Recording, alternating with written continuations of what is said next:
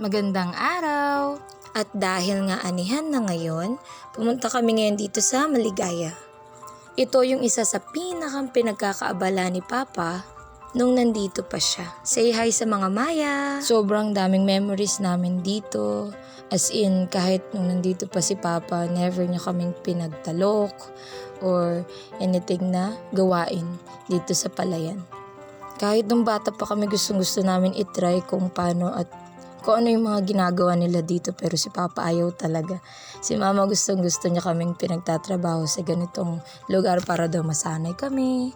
Ganyan, pero si Papa ayaw niya talaga. Sayang daw yung mga kutis ng mga anak niya. At ayan si Mama na nagpupumilit pumunta sa gitna ng Palayan.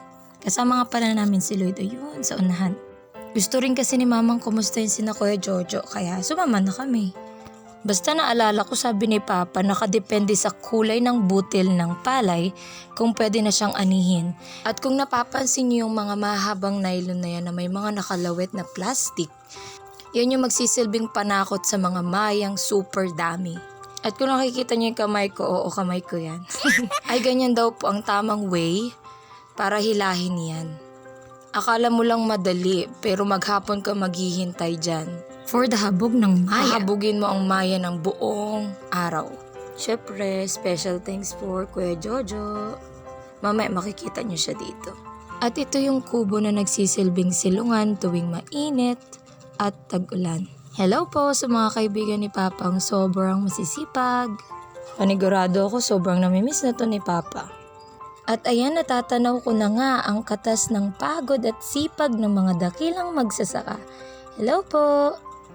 Kita nyo naman kung gaano sila super kasisipag kahit sobrang tirik ng araw. Yan nga pala si Tia, hello po. At si Kuya Jojo yung naka-color blue. At kung nakikita nyo yung tracer sa gilid or rice thresher sa Ingles, ito ay isang uri ng makinaryang pansaka. Grabe, tingnan nyo yung mga ginagawa nila. Sobrang saludo talaga ako sa mga magsasaka. Sila yung pinakamalaking naiambag at may maiaambag pa sa ating bansa. Sorry po, Yarn. Kaya di ko malilimutan yung sinabi sa akin ni Papa na every butil ng kanin na kinakain ko, katas at pagod ng mga magsasaka yun. So pabalik na nga kami ngayon sa tricycle dahil may pupuntahan pa kami. Kita mo yan? Kita ko din. Lahat ng yan, hindi akin yan. Pero yung nakaputi sa akin yan. Hanggang dito na lang po. Paalam!